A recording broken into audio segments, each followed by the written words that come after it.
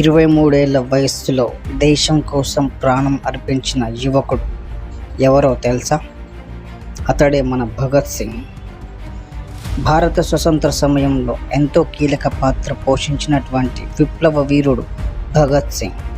అతని ధైర్యం, త్యాగం, దేశభక్తి ఇవన్నీ ఇప్పటికీ యువతకు ప్రేరణ నేర్పిస్తుంది.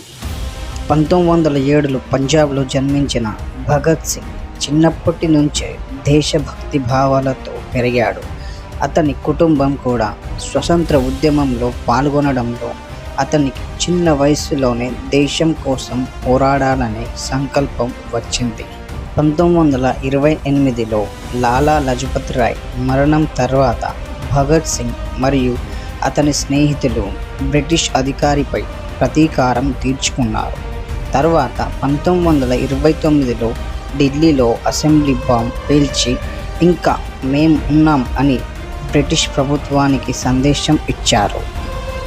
ఈ సంఘటనల తర్వాత భగత్ సింగ్ అరెస్ట్ అయ్యాడు. జైలులో కూడా అతను తన సిద్ధాంతాల కోసం పోరాడారు. చివరగా 1931 మార్చి 23న అతనికి ఉరిశిక్ష విధించారు. అప్పుడు అతని వయసు కేవలం 23 సంవత్సరాలు మాత్రమే. ఇకపోతే భగత్ సింగ్ జీవితం మనకు ఒక సందేశం ఇస్తుంది.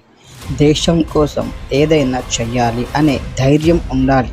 అతని ధైర్యం, త్యాగం ఎప్పటికీ మర్చిపోలేం. ఇలాంటి మరిన్ని వీడియోల కోసం మా ఛానల్ని సబ్స్క్రైబ్ చేయండి.